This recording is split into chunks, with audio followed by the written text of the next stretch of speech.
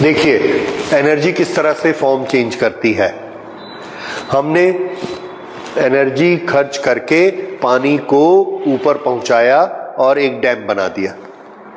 Dam में पानी भर गया, उसके पास हाइट है, तो हम कहेंगे उसके पास पोटेंशियल एनर्जी है। तो उसका फॉर्मूला क्या है? mgh।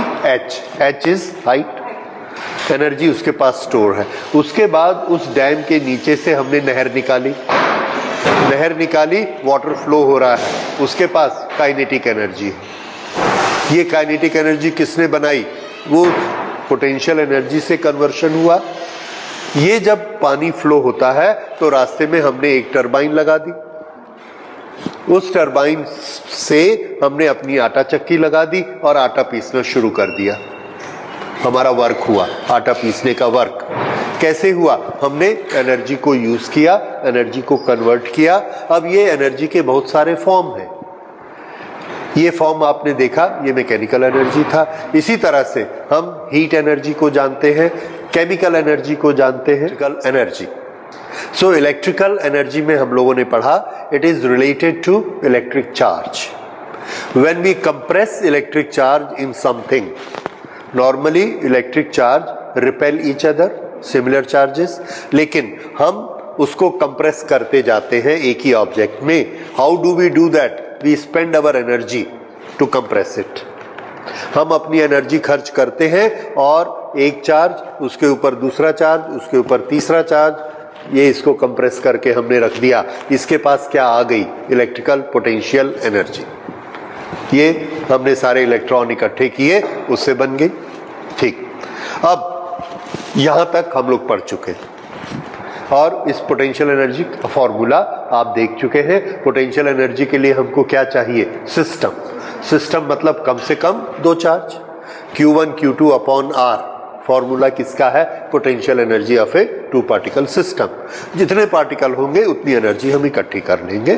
तो ये हमने पढ़ा, एनर्जी हम स्टोर करके रख सकते हैं। And one of the equipment in which we can store energy is capacitor.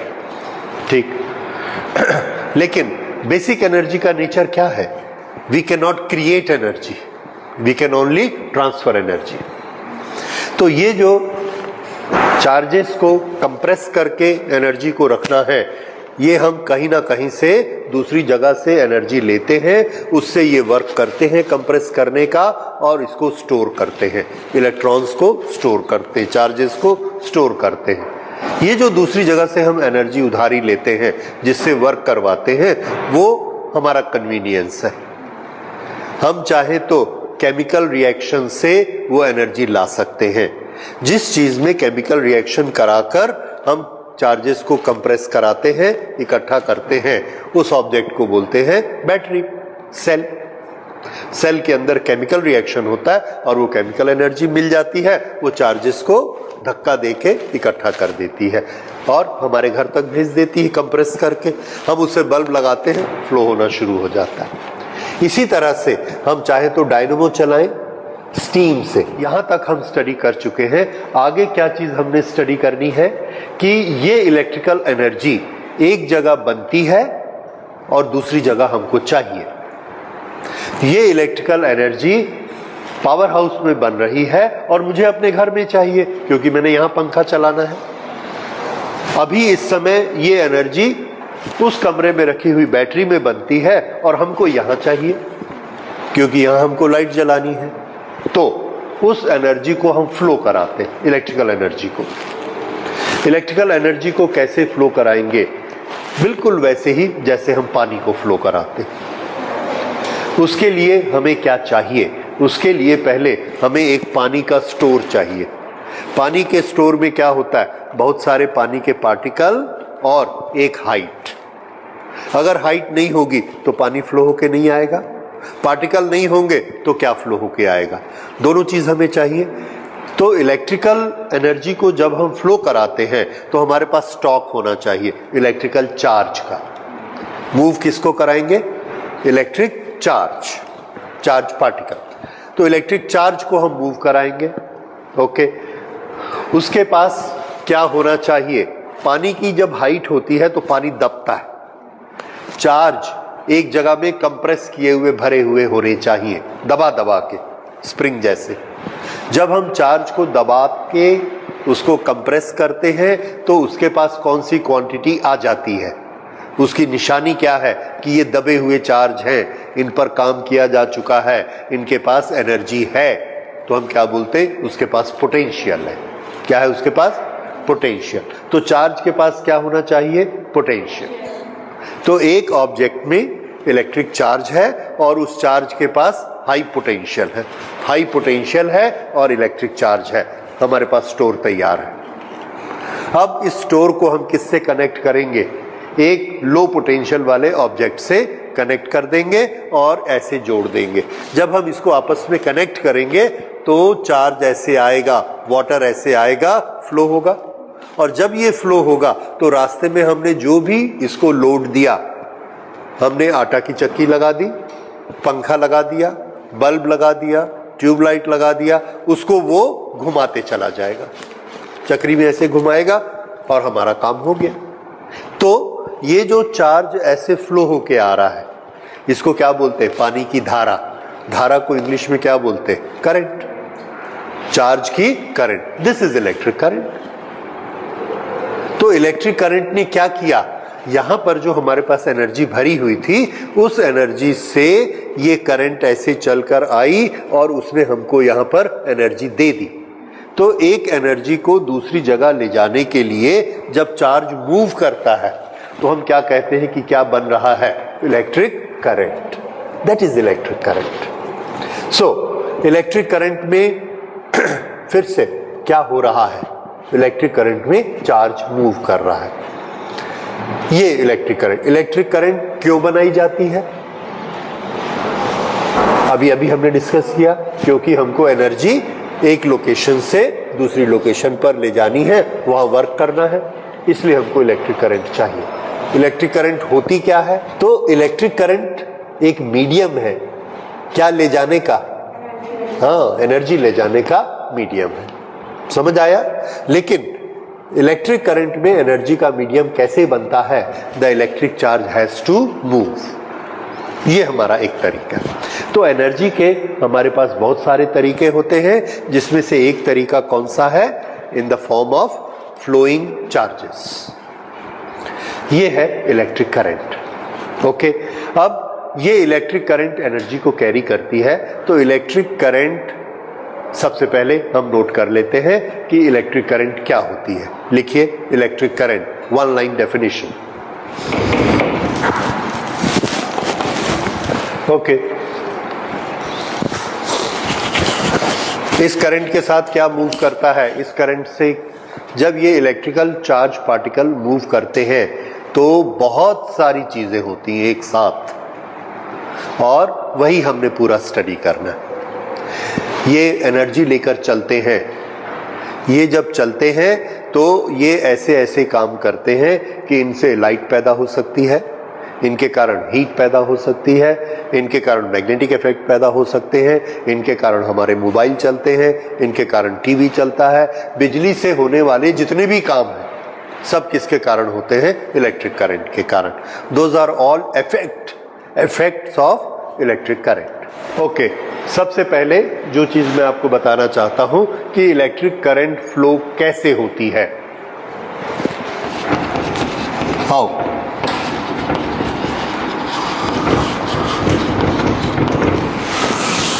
How current flow. हम सब ने बहुत सारे सिस्टम देखे हैं। जैसे एक सिस्टम आपने कन्वेयर बेल्ट का देखा है। कन्वेयर बेल्ट जिसमें कोयला जाता है और जब उस तरफ कोयला गिरता है उसके बाद उस कन्वेयर बेल्ट का क्या होता है? वापस आती है नीचे, फिर ऐसा ऊपर जाती है तो उसमें कोयला जाता है। ये इस तरह से कन्वेयर बेल्ट चलती है।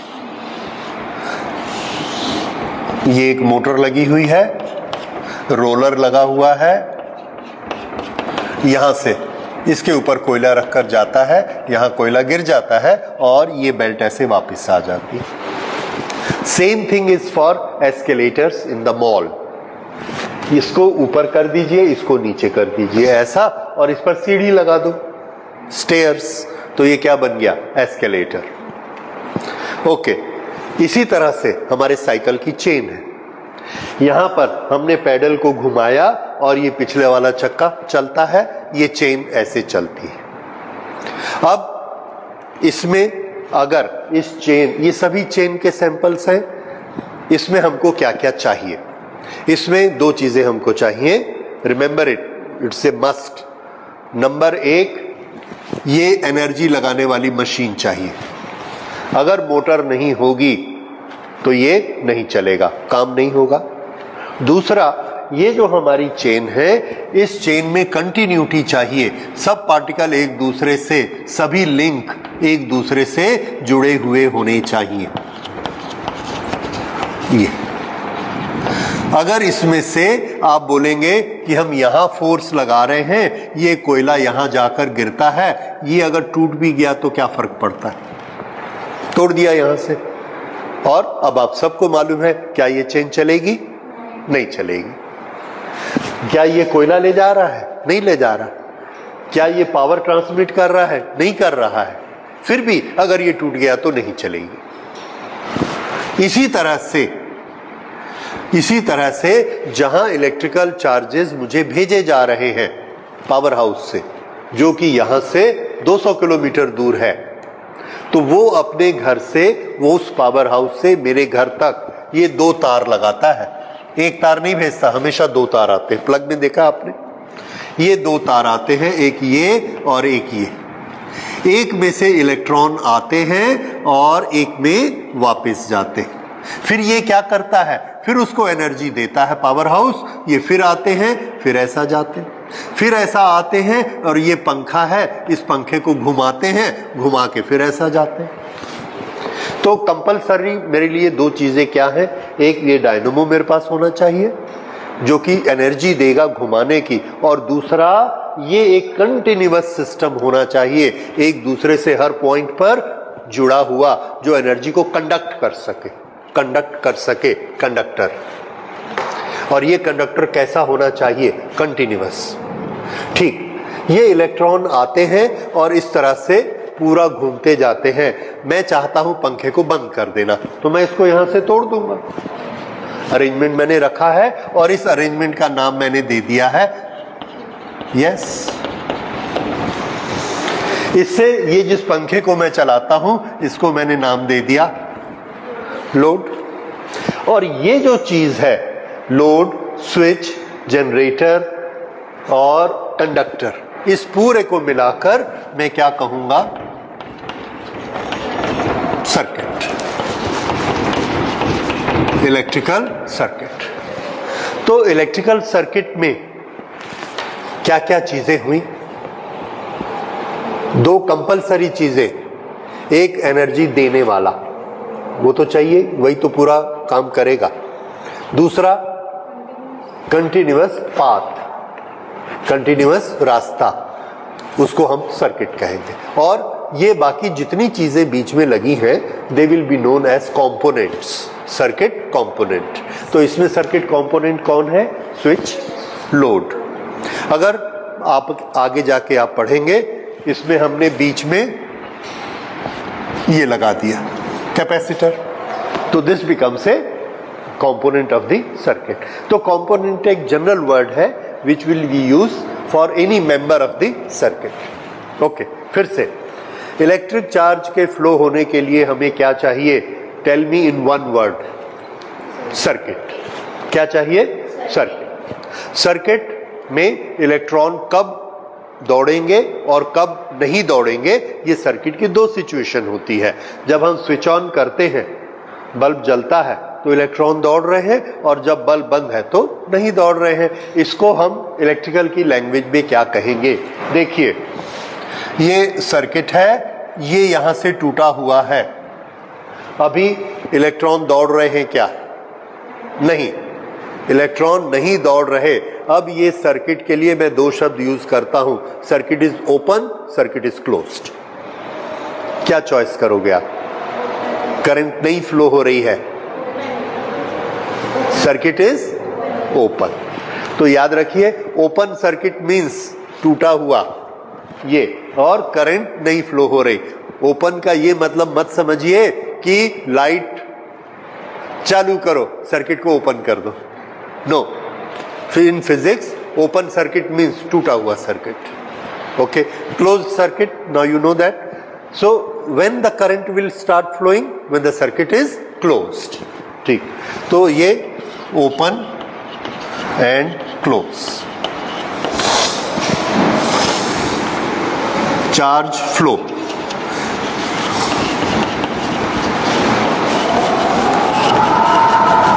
Charge stop, flow stop. ये समझ आ गया?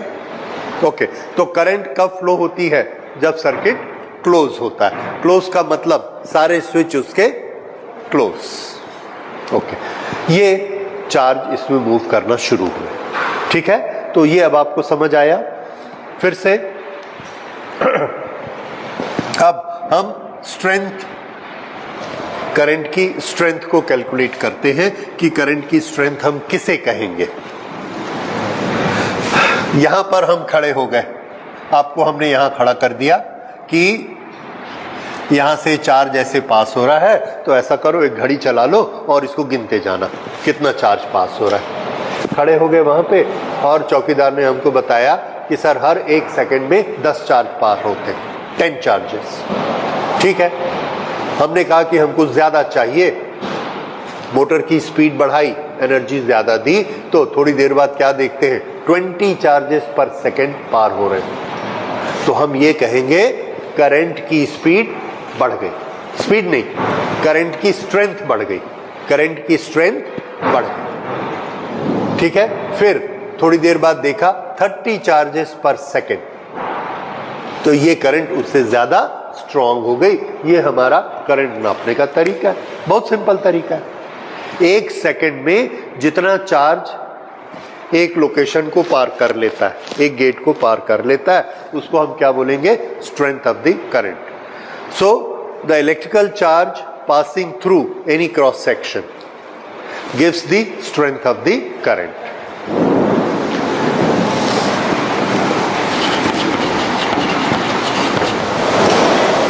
ठीक, चार्ज के लिए, क्वांटिटी ऑफ चार्ज के लिए हम लोग क्या यूज करते आए हैं, Q। याद आया? तो intensity of current, strength of current, actually I हमने कहां से उठाया है, इंटेंसिटी ऑफ करंट। तो इंटेंसिटी ऑफ करंट के लिए I। Okay, electric charge passing through a cross section in unit time. मान लीजिए हम वहां पर खड़े हो गए, 1 सेकंड में तो हम नहीं गिन पाए, हमने अपनी घड़ी चालू की और उसको क्वेश्चन किया charge divided by T time.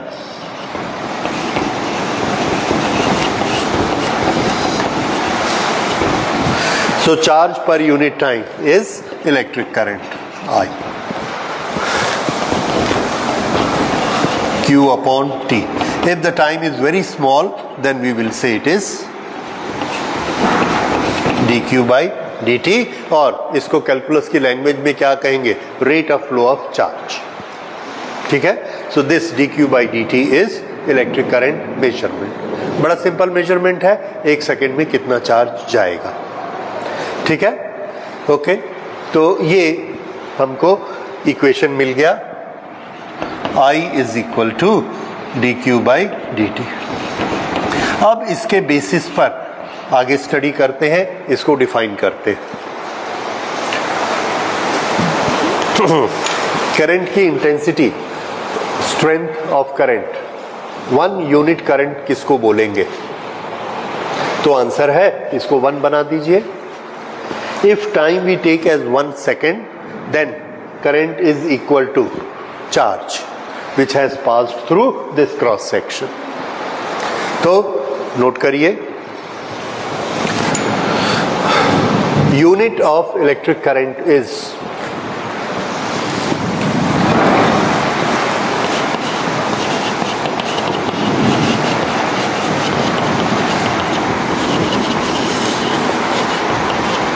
unit of electric current is ampere. Unit of electric current is ampere. ये साइंटिस्ट जो एम्पियर थे, जिन्होंने इलेक्ट्रिसिटी में बहुत काम किया, उनके ऑनर में ये यूनिट रखा गया एम्पियर। इसका symbol A, capital A. Capital इसलिए because it is on the name of a scientist. Okay, so ये करंट का यूनिट हो गया। Now what is a unit current? Unit current is, इसका अगर हम यूनिट करंट बनाना चाहते हैं, then 1 coulomb charge should flow in 1 second. Then how much current is flowing? 1 ampere. ठीक?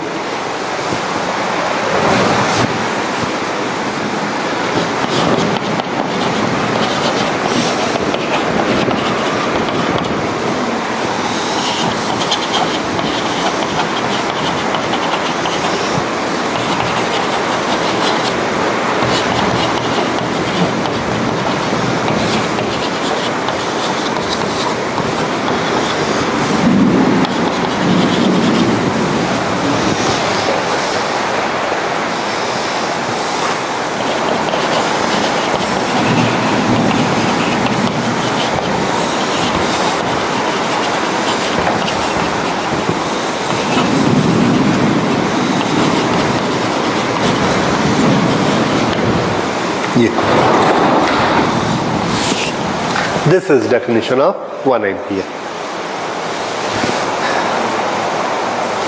तो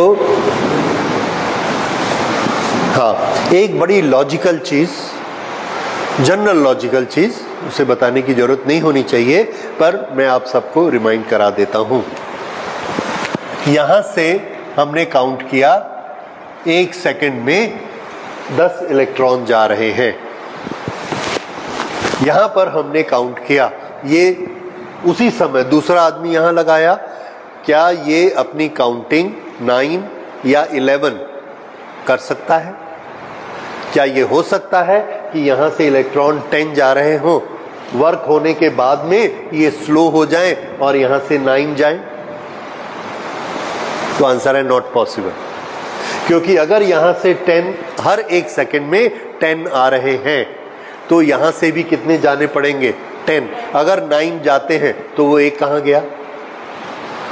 कहीं स्टोर हो गया, 1 सेकंड बाद एक और स्टोर हो गया, फिर 1 सेकंड बाद एक और स्टोर हो गया। इट्स नॉट पॉसिबल, यहां कोई स्टोर है ही नहीं। इसका क्या मतलब है? जो आपने क्लास 11th में वाटर फ्लो में बर्नौलीज प्रिंसिपल में पढ़ा, प्रिंसिपल ऑफ कंटिन्यूटी, किसी भी पाथ में एक तरफ से जितना फ्लूइड एंटर करेगा दूसरी तरफ से उतना ही निकलना पड़ेगा, क्योंकि बीच में कोई स्टोरेज नहीं है। होगा, एक बार स्टोरेज भरेगा, उसके बाद जितना पानी आएगा उतना पानी निकलेगा। इसी तरह से इलेक्ट्रिक करंट में भी होता है।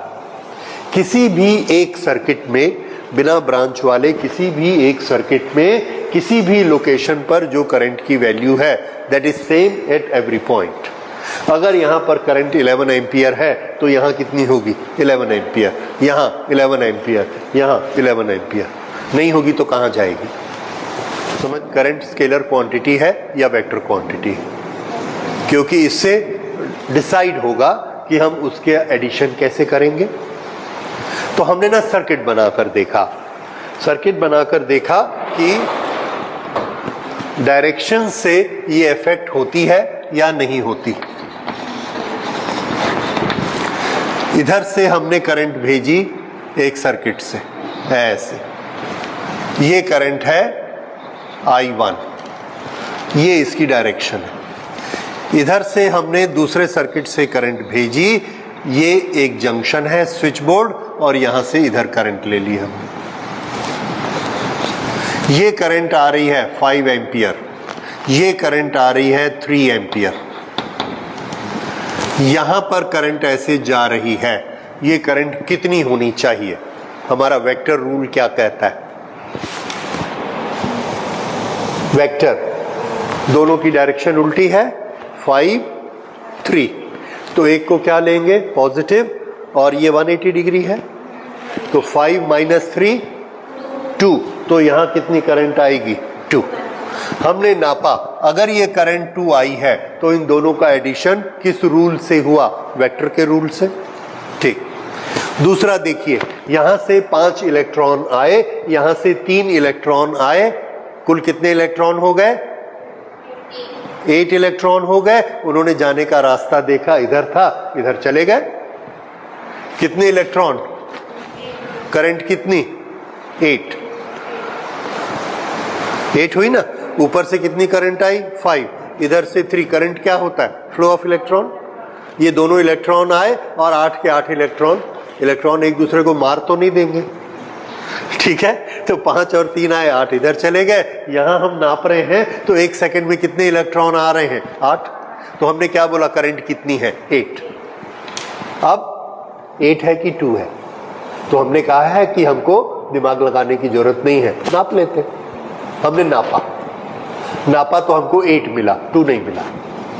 2 कब आया था, जब हमने कौन सा एडिशन किया था। 8 कब आया था, जब कौन सा एडिशन किया, स्केलर। तो करंट क्या हुई, हमको मिली क्या, 8 एम्पियर। इसलिए करंट क्या चीज है, स्केलर क्वांटिटी, सिंपल, समझ आ गया। सो करंट में डायरेक्शन होती है कि ये इस डायरेक्शन में करंट जा रही है, ये इस डायरेक्शन में करंट जा रही है, और 90 डिग्री पे भी जा सकती है, बट स्टिल डायरेक्शन होने के बावजूद हम उसको कहते हैं it is a scalar quantity. Why? The answer is because it follows addition law for scalars, does not follow addition laws for vectors, ठीक है।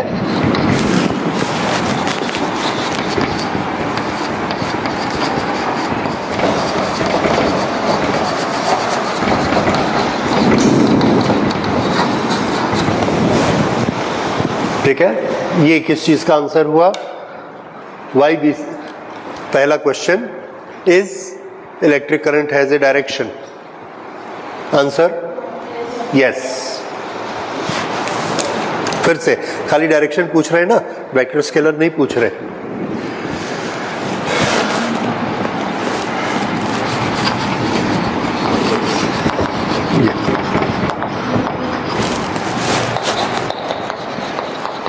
Electric current has direction, but electric current is a scalar quantity. Direction होने के बावजूद scalar quantity है, ठीक है। अब इसमें इसको आपको पहेली जैसे ही पूछा जा सकता है, which quantity in physics has a direction but still it is a scalar quantity? Which is that quantity? Which is that quantity? Electric current is that quantity, ठीक है, ओके। ये आ गया इलेक्ट्रिक करंट और उसकी स्ट्रेंथ आई। अब इसके बाद हम लेते हैं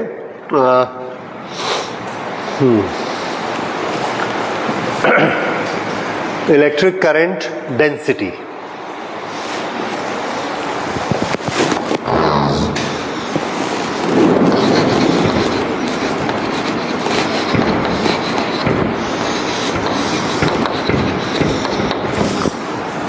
करंट डेंसिटी, ये एक कंडक्टर है, ये जो इसका एरिया होता है, ये वाला एरिया, इस एरिया को हम क्या कहते हैं, area of cross section. Area of cross section, जब भी हम इसको ऐसे क्रॉस करेंगे ये सेक्शन हमको दिखेगा। तो ये एरिया ऑफ क्रॉस सेक्शन मान लो ए है। यहां से जब करंट फ्लो होगी तो इसके अंदर चार्जेस ऐसे मूव करेंगे। 1 सेकंड में जितने चार्जेस फ्लो करेंगे उसको हम क्या कहेंगे, इलेक्ट्रिक करंट। अब इसमें एक छोटी सी कैलकुलेशन हम करते हैं कि एक यूनिट एरिया से कितने चार्ज फ्लो कर रहे हैं। ये पूरे के पूरे चार्ज मिलकर कितने एरिया में से जा रहे हैं, ए एरिया में से। ये ए एरिया 5, 10, 15 कुछ भी हो सकता है ये एरिया। तो इसका अगर हम यूनिट एरिया लेते हैं, उसमें चार्ज हमने कैलकुलेट किया, करंट कैलकुलेट किया कि उसमें कितनी करंट फ्लो हो रही है, तो वो करंट होगी total current I divided by area A. ये क्या हो गई, current per unit area.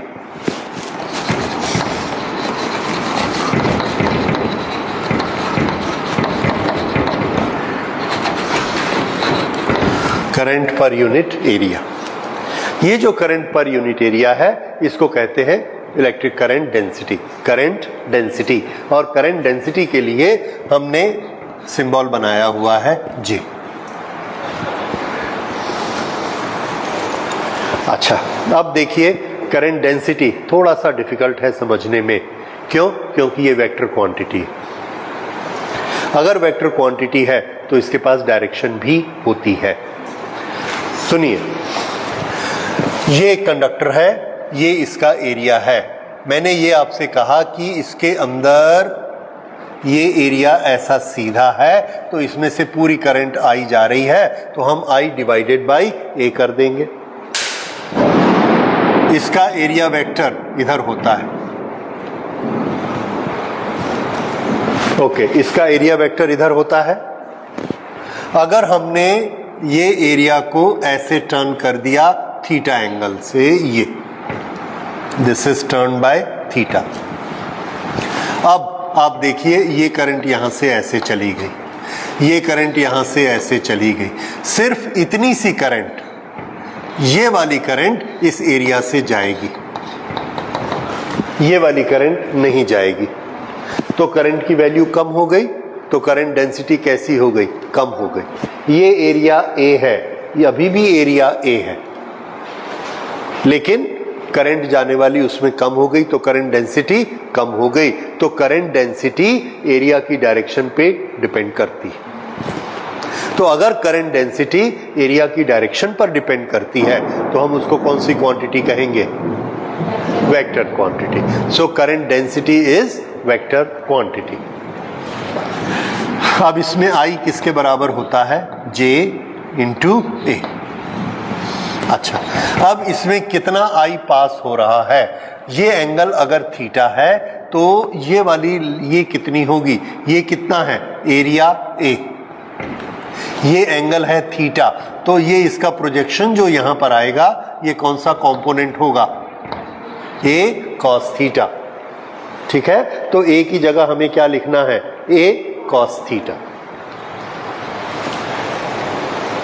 A theta, right.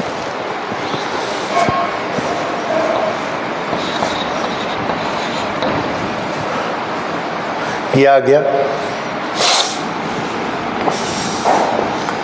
ये इसका मैग्नीट्यूड है।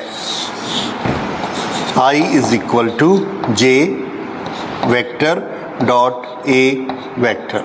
डॉट प्रोडक्ट क्या होता है? cos theta. तो J इज electric current density, A is area, density multiplied by area is the total current. ठीक है, जैसे अगर मैंने आपको बताया कि इस जगह पर चार्ज डेंसिटी है 2, इसका एरिया है 3, मैंने ऐसे रखा, इसमें कितनी करंट जाएगी? 2 पर यूनिट एरिया, और ये एरिया कितना है? 3, तो टोटल करंट कितनी हो गई? 2 इंटू 3 6। इसमें कितनी करंट जा रही है? 6। अब इसी भीड़ में मैंने इसको रखा, इसका एरिया है 10। हर यूनिट एरिया में कितनी करंट जा रही है? 2 2 2, एरिया 10 है, टोटल कितनी करंट हो गई? 20। तो एरिया बड़ा होता जाएगा, करंट ज्यादा होती जाएगी, और क्या चीज एक समान है? Current density. ये होती है current density, area, total current. अब इस एरिया को मैंने ऐसा लिटा दिया, ये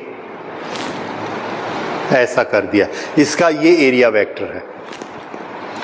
ये चार्जेस फ्लो हो रहे हैं। बताइए, ये जो चार्ज की डायरेक्शन है और ये एरिया वेक्टर की डायरेक्शन है, इसके बीच कितना एंगल? 0।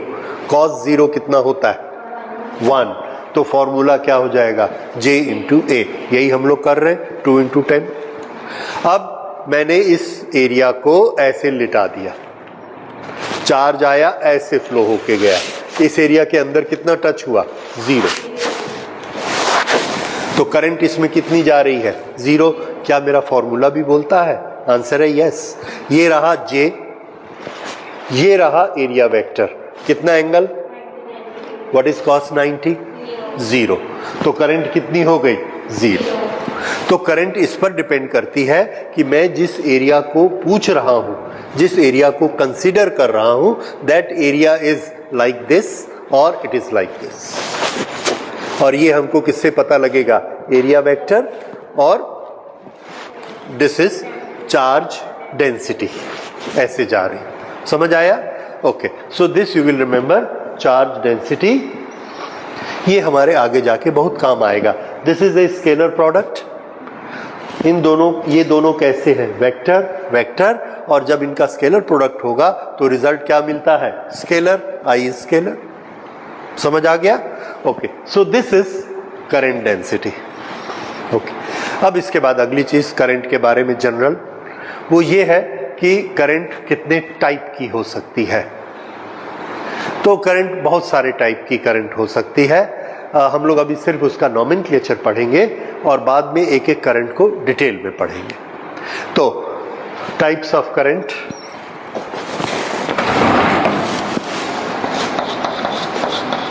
टाइप्स, पहला डायरेक्ट करंट।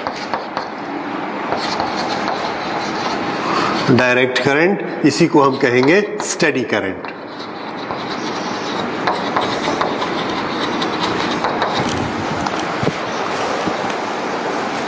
हमने एक बल्ब लगाया, पंखा लगाया, और उसमें जो करंट फ्लो हो रही है उसको नापने वाली एक मशीन लगा दी, एम्पियर मीटर, और घड़ी लेके बैठ गए। हमने उसका ग्राफ बनाया, टाइम, और यहां पर करंट की स्ट्रेंथ एम्पियर में। हमने जब अपनी घड़ी में देखा, वो हमको दिखा रहा था 2 ampere, 2 coulomb per second, that is 2 ampere. फिर एक इंस्टेंट के बाद देखा, अभी भी 2 एम्पियर, फिर से 2 एम्पियर। एक सेकंड बाद देखा 2 एम्पियर, फिर एक इंस्टेंट के बाद 2 एम्पियर। जब भी हम देखते हैं हमको कितनी दिखती है? 2 एम्पियर। और उसकी डायरेक्शन हमको एक तरफ ही दिखती है। ये हमने एक सर्किट बनाया हुआ है, इस डायरेक्शन में करंट फ्लो हो रही है। एक इंस्टेंट के बाद देखा इसी डायरेक्शन में, इस डायरेक्शन को मैंने मान लिया प्लस, और हमारे ग्राफ में ये प्लस है, ये माइनस है। अगर ये करंट ऐसी उल्टी होती ये, तो मैं इसको क्या लेता? माइनस, और इसका डॉट यहां लगाता, पर ये माइनस नहीं हुई, एक ही डायरेक्शन में फ्लो होते जा रही है। तो इसके डॉट हमेशा सिर्फ किधर आ रहे हैं? प्लस की तरफ। अब ये सारे प्लस को मैंने जोड़ा, ये सब डॉट्स को जोड़ा, तो इसको हम क्या बोलते हैं? क्या बोलते हैं? ग्राफ। तो ये किसका ग्राफ बन गया? Current versus time. ये ग्राफ हमको क्या दिखाता है कि जैसे जैसे टाइम बढ़ता है, करंट की वैल्यू न ज्यादा होती है न कम होती है। ज्यादा होगा तो लाइन इधर जाएगी, कम होगा तो लाइन इधर जाएगी, उल्टा हो जाएगा तो लाइन इधर चली जाएगी। ये क्या दिखा रहा है? एक जैसी करंट है, न कम होती है न ज्यादा होती है, और अपनी डायरेक्शन भी नहीं बदलती है। इसको क्या बोलेंगे? स्टेडी करंट या डायरेक्ट करंट, और शॉर्ट में डीसी। ठीक है, ये डीसी हो गई। अब दूसरे तरह की, और किस किस तरह की करंट्स होती हैं?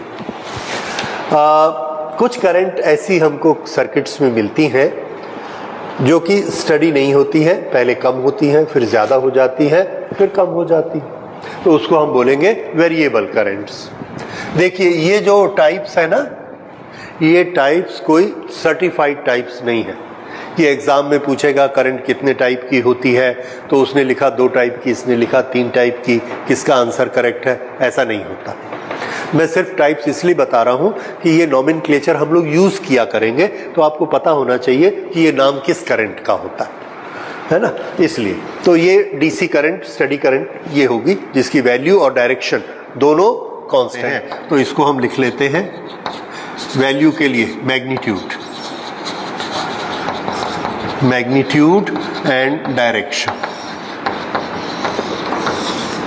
Remain same for quite a length of time. काफी समय तक इनकी मैग्नीट्यूड और डायरेक्शन एक ही रहता है। ऐसी करंट को क्या कहेंगे? Steady current. दूसरा, इसी का उल्टा यूज कर लेते हैं, variable current. Variable current, variable current कैसी रहेगी?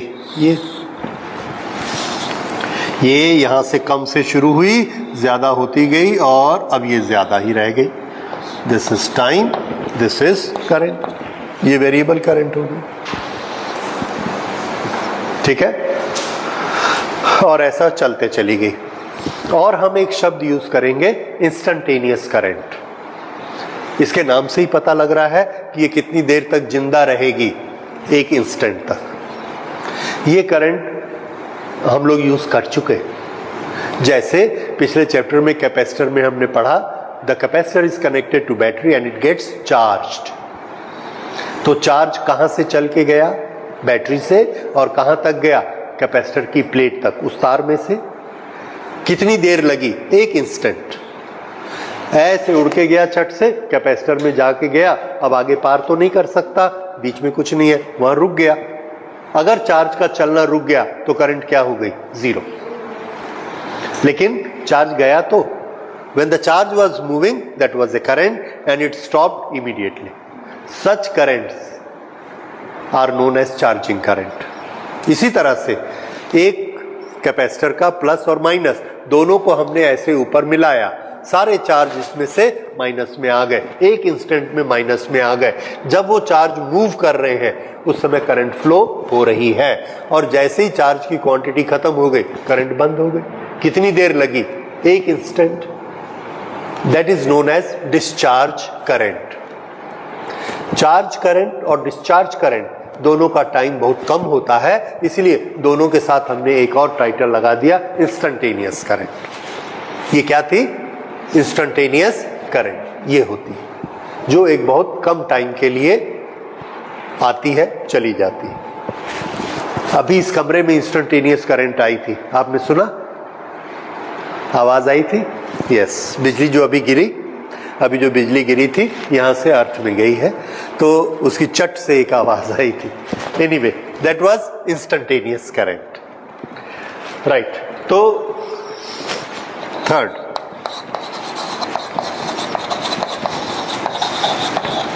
Instantaneous current. इसके एग्जाम्पल क्या होंगे? Charging current, discharging current. Charge start होगी, वेरी हाई करंट, और थोड़ी देर में ये करंट कैसी हो जाएगी? Zero. This is charging discharging current, instantaneous current. इसके बाद एक और तरह की करंट हम लोग यूज किया करेंगे, and that is most important, that is alternating current.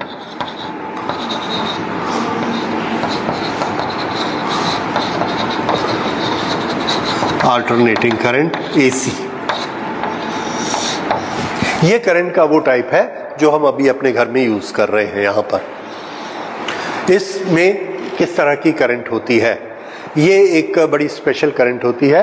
अभी हम इसका खाली डेफिनेशन हम सिर्फ लिखेंगे, और ये पूरा एक चैप्टर आपको स्टडी करना है। Not only one, you have to study 2-3 chapters on AC current, and this is most important chapter of class 12। फिलहाल एसी करंट किसको कहेंगे? ये हमारे पास एक कंडक्टर है, यहां पर ध्यान से सुनिए, इलेक्ट्रॉन फ्लो होने शुरू हुए। पहले इलेक्ट्रॉन फ्लो हो रहा है 0 पर सेकेंड, फिर हुआ 1 पर सेकेंड, फिर हुआ 3 पर सेकेंड, फिर हुआ 5 पर सेकेंड। करंट की स्ट्रेंथ बढ़ते जा रही है। फिर 3 पर सेकेंड कम हो गई, 2 पर सेकेंड कम हो गई, 0 बंद हो गई। ठीक, फिर हम क्या देखते हैं कि ऐसे इलेक्ट्रॉन चलने शुरू हुए। 2 इलेक्ट्रॉन पर सेकेंड, 5 इलेक्ट्रॉन पर सेकेंड, 10 इलेक्ट्रॉन, 5 इलेक्ट्रॉन पर सेकेंड, फिर 3 इलेक्ट्रॉन, फिर 2 इलेक्ट्रॉन, 1 इलेक्ट्रॉन, 0 इलेक्ट्रॉन, बंद हो गए। फिर ऐसी शुरू हुई 0 to 5, 5 to 0, 0 to 5, 5 to 0, 0 to 5, 5 to 0। तो ये कैसे हो गया? ये जो 5 इलेक्ट्रॉन है पेंडुलम जैसे ऐसा चले, फिर ऐसा चले, फिर ऐसा चले, फिर ऐसा चले, कहीं गए नहीं, ना इधर गए ना इधर गए, यही ऑसिलेट कर रहे हैं। पर हमने जहां पर काउंटिंग का गेट लगाया, ये ऐसे 5, फिर ऐसे 5, फिर ऐसे, पहले स्लो जाते हैं, फिर स्पीड से जाते, फिर स्लो जाते हैं, फिर स्पीड से जाते, फिर वापस आते। तो यहां पर चार्ज चला कि नहीं चला? चला।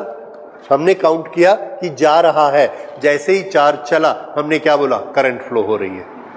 हमको इससे कोई मतलब नहीं कि वही चार्ज वापस आ रहा है, आने दो। हमारी करंट की डेफिनेशन क्या बोलती है कि एक क्रॉस सेक्शन से चार्ज पार हुआ, करंट फ्लो हो गई। वही चार्ज फिर यहां से आ गया, कोई बात नहीं, फिर करंट फ्लो हो गई। फिर वो चार्ज यहां गया, फिर करंट फ्लो हो गई। तो अल्टरनेटिंग करंट में दूर से आते हुए चार्ज नहीं जाते, वहीं के वहीं चार्ज क्या करते हैं, ऑसिलेट होते हैं। लेकिन हम जहां क्रॉस सेक्शन स्टडी करते हैं वहां पर ऐसे गए, ऐसे गए। अब मुझे यहां पर एक मिट्टी की दीवार है, यहां पर मुझे गड्ढा करना है। यहां से मैं एक कुदाली लाया, ऐसे गड्ढा किया, चली गई। दूसरी आई, गड्ढा किया, चली गई। तीसरी आई, किया, 100 आ गई, किया, गड्ढा हो गया, मेरा काम हुआ।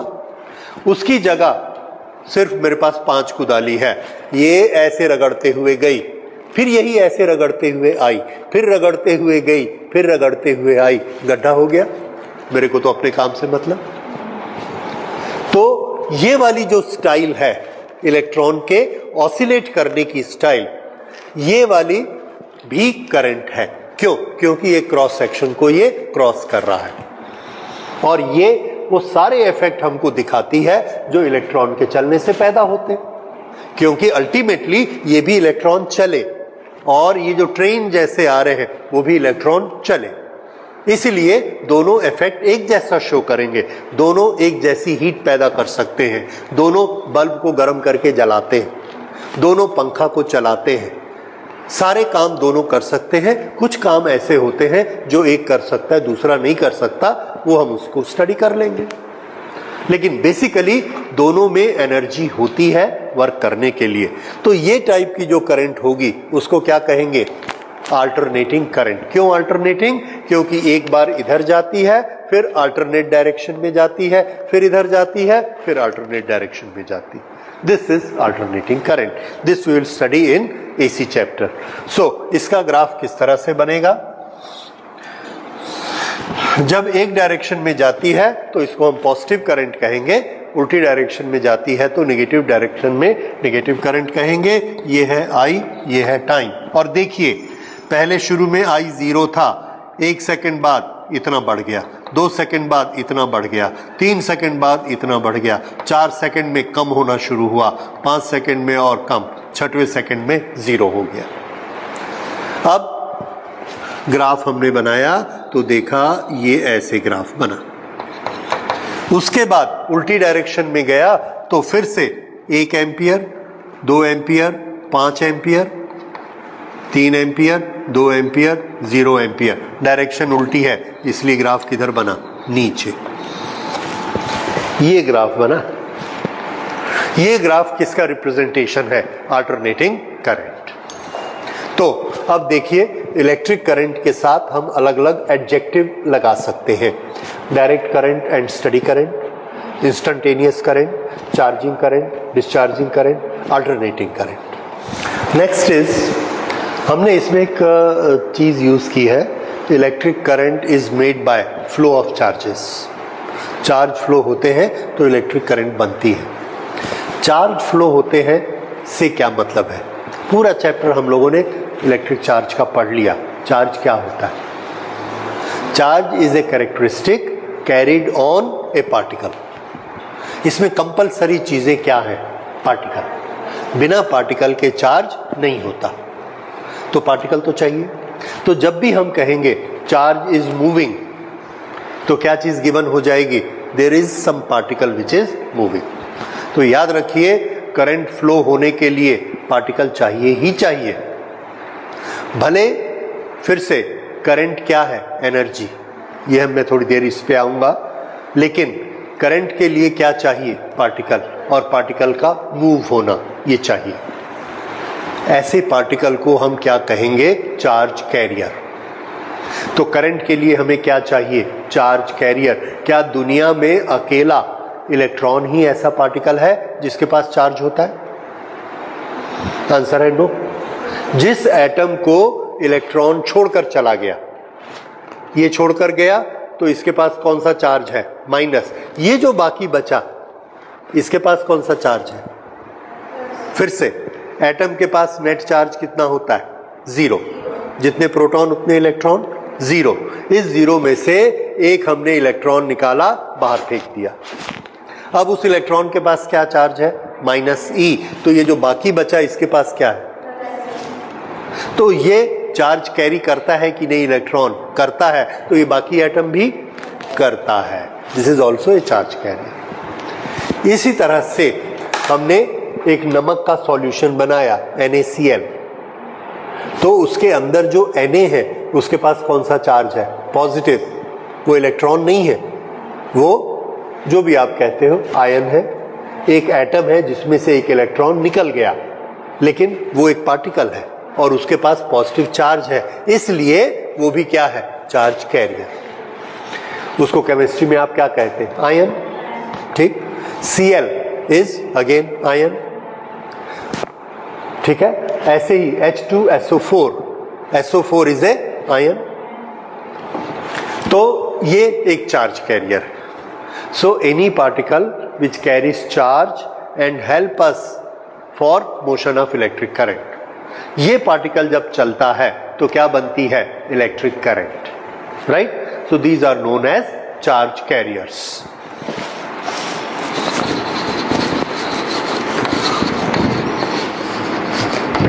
During flow of electric current. तो ये शब्द आपको याद रहेगा, चार्ज कैरियर। ठीक, अब ये चार्ज कैरियर के वैरायटी देखिए क्या क्या होते हैं। चार्ज कैरियर हमने देखा, करंट हम किस में फ्लो कराते हैं, आंसर है कंडक्टर में फ्लो कराते हैं, मेटल में फ्लो कराते हैं। क्या हम पानी में, एसिड में करंट फ्लो कराते हैं, यस उसमें कराते हैं। क्या हम गैस में करंट फ्लो कराते हैं, यस कराते हैं, तभी तो ट्यूबलाइट जलती है। इस तरह से हमने देखा करंट फ्लो कराने के लिए हमारे पास मीडियम कौन कौन से हैं, मेटल्स, इलेक्ट्रोलाइट्स और गैसेस। मेटल्स में जो चार्ज कैरियर होते हैं वो होते हैं इलेक्ट्रॉन्स। इलेक्ट्रॉन छोड़कर जो बाकी का एटम बचेगा वो इतना भारी होता है और इतना फिक्स होता है कि वो अपनी जगह से हिलता नहीं है, चलता नहीं है, और अगर वो चलेगा नहीं तो करंट नहीं बनाएगा। इसलिए मेटल्स में करंट बनाने की जिम्मेदारी किसकी होती है, इलेक्ट्रॉन को। तो मेटल में चार्ज कैरियर कौन होते हैं, इलेक्ट्रॉन्स। इलेक्ट्रोलाइट्स देखिए, electrolytes HCl solution, H positive Cl negative. जब हम इसका इलेक्ट्रोलिसिस करते हैं तो H भी चलता है, Cl भी चलता है। इलेक्ट्रॉन चलता है क्या, इलेक्ट्रॉन तो है ही नहीं उसमें। कौन कौन है, H आयन है, पॉजिटिव आयन और नेगेटिव आयन, इलेक्ट्रॉन उसमें नहीं है। तो इलेक्ट्रोलाइट्स में चार्ज कैरियर कौन होते हैं, क्या बोलते हैं आप केमिस्ट्री में उसको, कैटायंस एंड, वेरी गुड।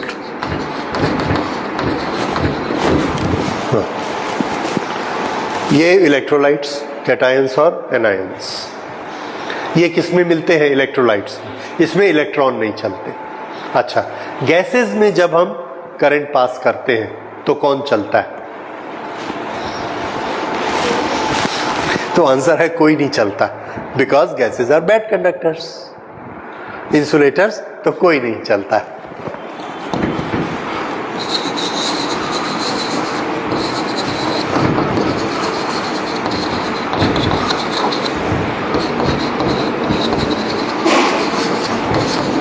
अच्छा, अगर कोई नहीं चलता है तो ट्यूबलाइट कैसे जलती है, ट्यूबलाइट, सोडियम वेपर लैंप, ये सब में या दूसरे हमारी जो ट्यूब्स हैं जिसमें इलेक्ट्रिक डिस्चार्ज होता है। तो that is a special condition, उसको हमको याद रखना है। स्पेशल कंडीशन ये है कि अगर हम गैस का प्रेशर बहुत कम कर दें, बहुत कम कर दें, तो फिर उसमें इलेक्ट्रिक डिस्चार्ज होने लगता है। और उस इलेक्ट्रिक डिस्चार्ज में कौन पार्टिसिपेट करता है, मैंने आपको थोड़ा सा हिंट दिया था। जब हम किसी चीज को चार्ज करते जाते हैं, पोटेंशियल बढ़ते जाता है, एक लिमिट आने के बाद क्या होता है, कुछ याद आया, पोटेंशियल बढ़ते बढ़ते बढ़ते, हाँ, वोल्टेज बढ़ गई, उसकी लिमिट आ गई, उसके बाद हमने और चार्ज दिया, इतना ज्यादा इलेक्ट्रिक फील्ड स्ट्रांग हो जाएगा कि उसके जो साथ में लगा हुआ एयर का पार्टिकल है, उस एयर के पार्टिकल से वो इलेक्ट्रॉन को निकाल लेगा, खींच लेगा, और इलेक्ट्रॉन इसकी तरफ आ गया। फिर हमने इसको चार्ज दिया, फिर हवा में से एक इलेक्ट्रॉन आ गया। याद आया? हवा से इलेक्ट्रॉन आना, हवा क्या है? गैस, उसमें से इलेक्ट्रॉन आया, चार्ज चल के आया, दैट इज चार्ज कैरियर। तो गैस का जब प्रेशर बहुत कम हो जाता है तो इवन कम वोल्टेज पर भी उसमें से इलेक्ट्रॉन टूट के बाहर आ जाएगा और मूव करेगा। कौन मूव करेगा? इलेक्ट्रॉन। इसलिए चार्ज कैरियर कौन हुआ? इलेक्ट्रॉन। तो गैसेस में कम प्रेशर पर एक चार्ज कैरियर पैदा हो जाता है, उसका नाम क्या? Electron. Gases are insulators, no charge carriers. However,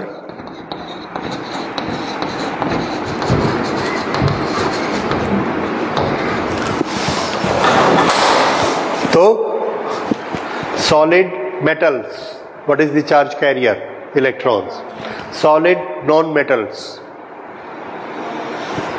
no charge carrier. इसलिए वो चार्ज कैरी नहीं करते, इसलिए उसमें करंट फ्लो नहीं होती। ये एक छोटी सी चीज आपको लग रही है, but it's very important. Current flow होने के लिए कंपलसरी क्या चाहिए? Charge carrier. अगर चार्ज कैरियर नहीं है तो करंट फ्लो नहीं हो सकती। अगर हमने जूता पहना है, जूते का सोल रबर का बना है, रबर में चार्ज कैरियर नहीं है, तो हमको करंट नहीं लगती। क्यों नहीं लगती? क्योंकि सर्किट ब्रेक हो गया। अगर अर्थ तक चार्ज जाना चाहते हैं, करंट बन के जाएगी, लेकिन वो करंट जा नहीं पाएगी क्योंकि रास्ते में क्या लगा है? रबर, और रबर के पास चार्ज कैरियर नहीं। मेरे पास दो प्लेट्स हैं, बरसात के दिन में इसमें करंट पास हो रही है, गर्मी के दिन में नहीं हो रही है। क्यों? क्योंकि बरसात के दिनों में यहाँ वाटर है, water is having charge carriers, current pass होती है। सूखी गर्मी वाले दिनों में इसके पास चार्ज कैरियर नहीं है, करंट नहीं पास होती। So what is required for? Current is charge carrier. और ये तीनों केसेस में ये चार्ज कैरियर्स आपको याद रखना।